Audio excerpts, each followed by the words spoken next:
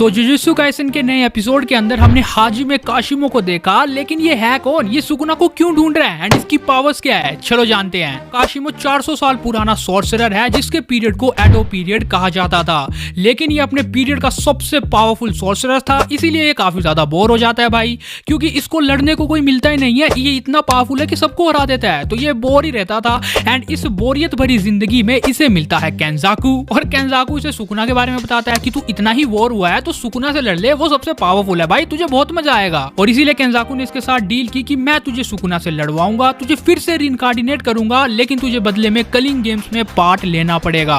And इसीलिए हाजिमे काशिमो Kalinga games के अंदर है, क्योंकि केंजाकू का प्लान है भाई सारा। लेकिन इसकी पावर्स क्या है भाई, ये बंदा बहुत ही पावरफुल है। इसकी कर्ज एनर्जी ट्रेट है इलेक्ट्रिसिटी, ये गॉड ऑफ लाइटनिंग है, मतलब जब भी ये मूव करता है तो इसकी कर्ज एनर्जी नेचुरली ही इलेक्ट्रिसिटी की तरह बिहेव करना शुरू कर देती है। और सबसे खास बात कि इसके अटैक्स इंटरनली नर्व सिस्टम को डैमेज करते हैं, मतलब एक्सटर्नली तुम्हें एक भी वाउंड नहीं दिख रही होगी और तुम्हें लगेगा तुम एकदम ठीक हो, लेकिन इंटरनली तुम्हारी बॉडी का नर्व सिस्टम की माँ बहन एक हो गई होगी। और ना वैसे इसके पास कोई डोमेन एक्सपेंशन तो नहीं है, लेकिन इसके पास लाइटनिंग डिस्चार्ज नाम का एक मूव है जिसकी वजह से अपोनेंट के ऊपर अटैक को लॉक कर सकता है। मतलब 100% गारंटी है कि अपोनेंट के ऊपर इसकी जोरदार लाइटनिंग स्ट्राइक लगेगी ही लगेगी। और लास्ट में अगर तुम इसकी कर्ज टेक्निक जानना चाहते हो तो वो है मिथिकल बीस्ट एम्बर, लेकिन ये सिर्फ वन टाइम यूज्ड कर्ज टेक्निक है। हाँ, अगर काशिमो ने एक बार इसे यूज किया तो ये मर जाएगा, क्योंकि अगर ये सिर्फ एक बार कर्ज टेक्निक का यूज करता है तो इसकी बॉडी ऑटोमेटिकली प्योर कर्ज एनर्जी में ऑप्टिमाइज हो जाएगी। इसके साथ साथ एक्सटर्नल स्पीड जो कि ऑलमोस्ट टेलीपोर्टेशन के बराबर होगी, super human reflexes, massive electrical discharges,